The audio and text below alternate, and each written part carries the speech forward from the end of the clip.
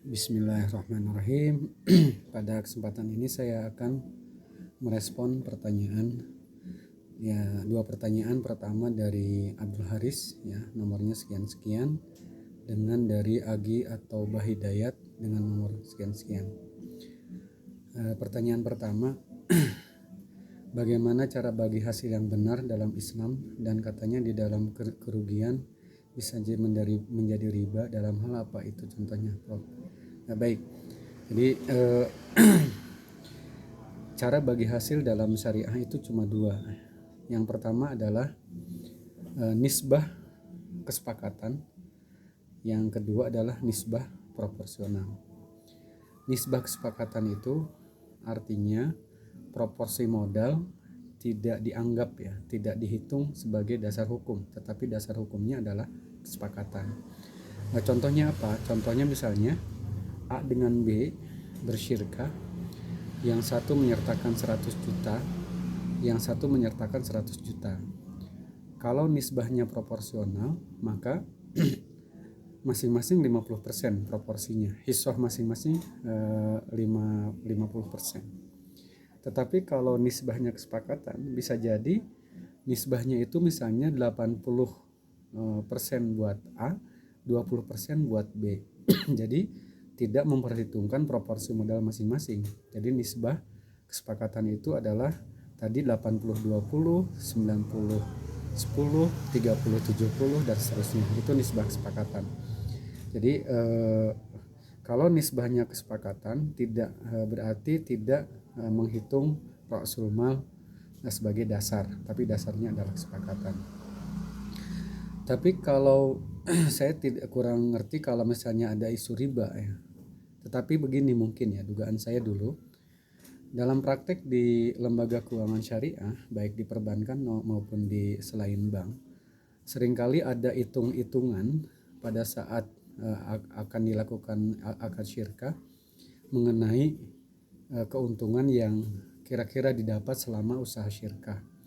Itulah yang disebut dengan ekspektasi, atau harapan keuntungannya seperti itu. Nah, karena masing-masing tidak paham, kadang-kadang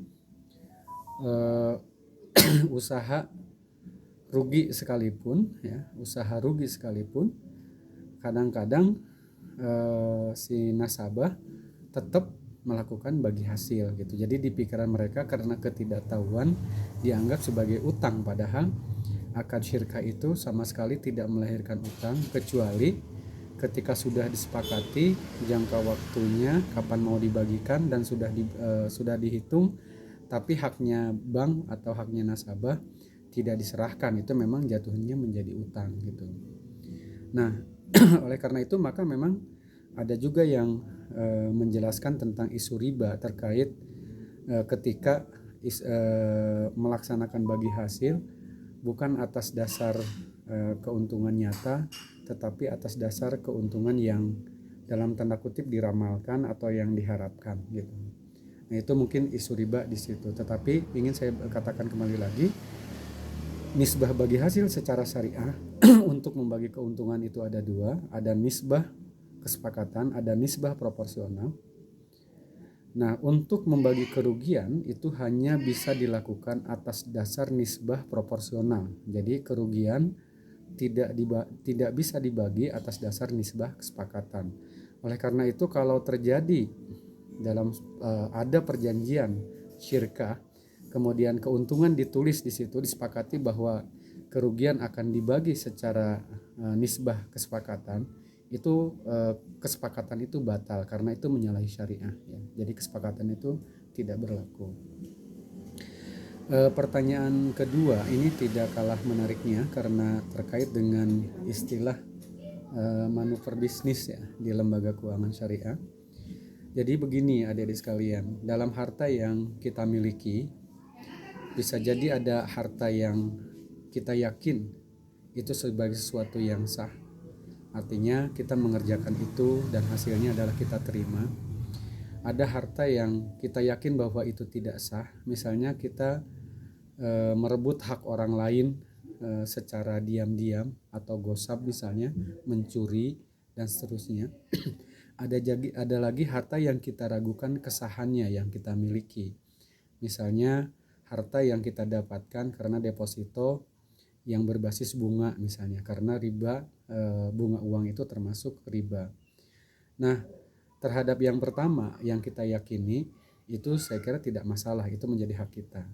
Tetapi kalau kita yakini di situ ada hak harta orang lain, maka harta itu harus ditafrik dulu. Secara syariah itu ditafrik dulu. Jadi kalau kita dulu pernah mencuri harta orang dan masih ada atau nilainya kita tahu, maka kita kembalikan kepada yang punya. Kalau yang punya sudah tidak ada, kembalikan kepada keluarga yang berhak mewarisinya atau menjadi ahli waris terhadap orang tersebut.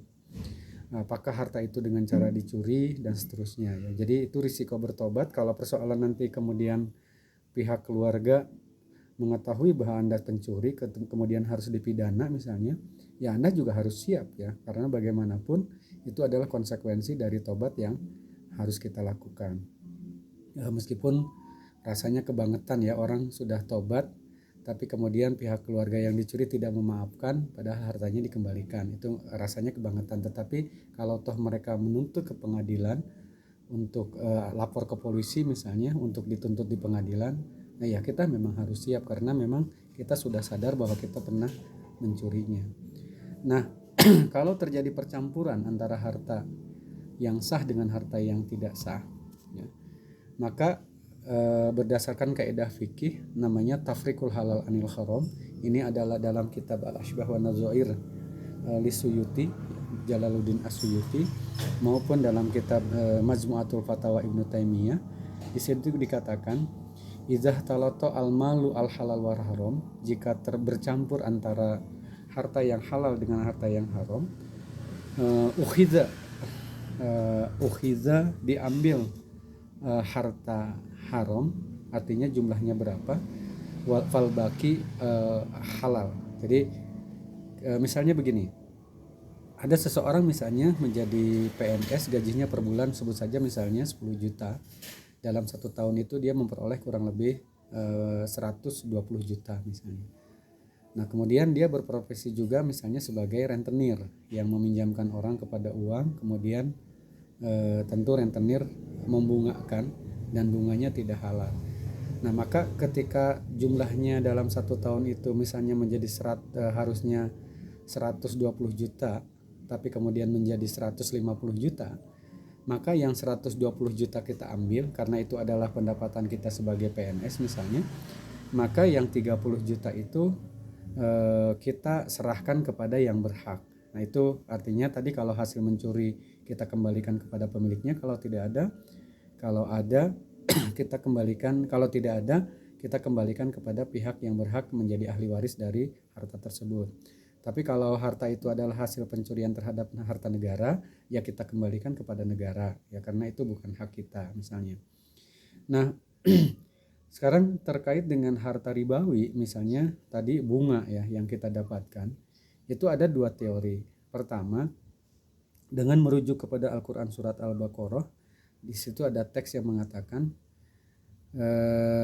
alladzina ya'kuluna riba la yaqumuna illa kama yaqumul ladzi yatahabbathu syaitanu minal mas dzalika bi annahum qalu innamal bai'u mislu riba wa halallahu al-bai'a wa harrama riba faman ja'ahu mau'izatu mir rabbih fantaha falahu masalab wa amruhu ilallah. Nah di situ barang siapa yang sudah dapat hidayah kepadanya kemudian dia melakukan perbuatan riba di masa lalu, nah itu tidak perlu dikembalikan menurut teks Quran ini. Jadi